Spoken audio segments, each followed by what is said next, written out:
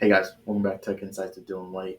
Let's talk about why I think everybody should jump into their Microsoft security training journey and learning journey with the Microsoft Security 101. Right? I think it is a great overview of what security is in a holistic and agnostic way with the very basics and fundamentals provided by industry-backed training. Right? I think by the end of this course, you'll understand not only a basic overview of some concepts from security, what different vendors may categorize security solutions as, with an understanding and a concept driven approach in the training, right? I think by the end of it, you should also be able to go start your Microsoft certification journey training, dive into maybe one of the more holistic security overviews, right? Maybe dive into what is endpoint security, some different security pillars, network security, et cetera. Start niching down your training, but start with the very foundational basics, right? I think there's some things that every single one of us as industry professionals needs to learn from foundational or root knowledge. And I think this course gives that. I think the Microsoft Cloud Advocate did a great job of describing security and especially the concepts around it. And they laid out a very well built course.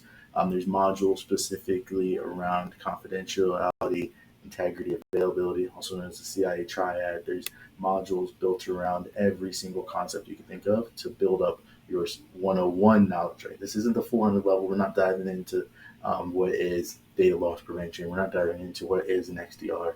That's not this. We're not here to go through the Gartner and the Forrester ways. We're here to just learn concepts and learn the basics to see if security really is a place that you want to niche your career in.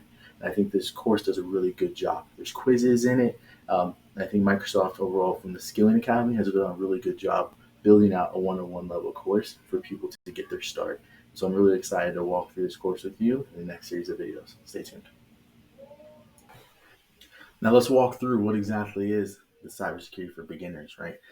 What it's not, what it entails, all of the ups and downs of what really is learning, right?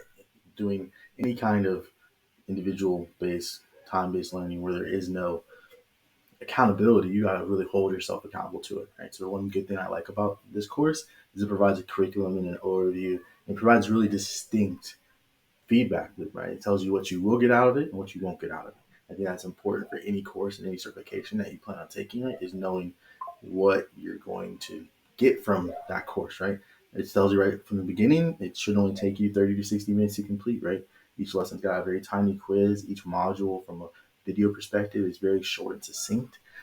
What I do think it could go in deeper about is the simple fact that even though it says it should only take 30 to 60 minutes, personally, I devote 3 or 4 hours. Make sure you learn the concepts. Go in and go into just Google, right? The first thing I tell everybody when they get in this business is if you don't know how to Google it, I don't know how to teach it, right? You should be able to self-teach your thing, some concepts, and leverage industry professionals for diving deeper and niching down. I think it's really important.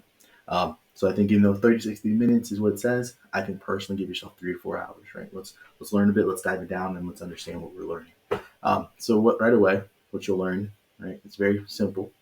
There's there's only really 4 or 5 things, right? The basic cybersecurity concepts such as the CIA triad, understanding what a security control is and what it is not, understanding what is zero trust and why it's so important of a framework in today's industry. We get our 6 pillars from that zero trust model, even though I think zero trust is a word we've all thrown out in the field too much too often. I think it's very key in understanding where businesses and where organizations are going from a conceptual level and niching down further into your industry training and knowledge. Also understanding key concepts across security, right? So it's like identity, networking, right? I think as we've moved into a more, we'll all agree, remote-based world, but also personally, understanding why your Gmail address is so important. Understand why the Yahoo hacks back in the day were so important in the industry. Why, you know, at the end of the day, our data should always remain our data, even organizationally. That is the concept, right? Your data is your data, and your data only. I think giving examples of tools and security controls also helps, right? From a cloud security perspective, what other cloud security vendors are there? I think this concept goes really well into the fact that Microsoft is looking agnostically at some of their trainings from a very conceptual and basic level. So I'm very excited to introduce that. So after this, we'll dive into the course overview and we'll review one of the courses and modules together. Let's get it. All right, guys, let's do a quick deep dive on what are the Security 101 modules. There are over 6 modules with just about 4 to 5 subjects in each module. And so they start from the very basic of what are security concepts to diving into individuals, right? So under security concepts, we got things like the CII triad. We have things like zero trust, security practices, etc. We have identity as a whole module. What are the concepts there? Networking key concepts. Then we have what is sec operations, right? What is application security, and everyone's favorite module 6, right? So actually, we have 8 modules now. Sorry, in module 6, we dive into a little bit of an overview of infrastructure security, which I think is important, especially in the hybrid model that most organizations are living in. And then we have module 7, which is data security, which everyone's favorite, leads up into module 8, which is artificial intelligence, also known as AI. How we secure AI, AI security capabilities and fundamentals, what is responsible AI. I think it's very important that we always end that all our trainings around AI as that be more integrated into our day-to-day life. From an industry perspective, I put on my actual day in my life hat. More and more companies are being tasked with implementing AI without truly knowing the ramifications of implementing that AI.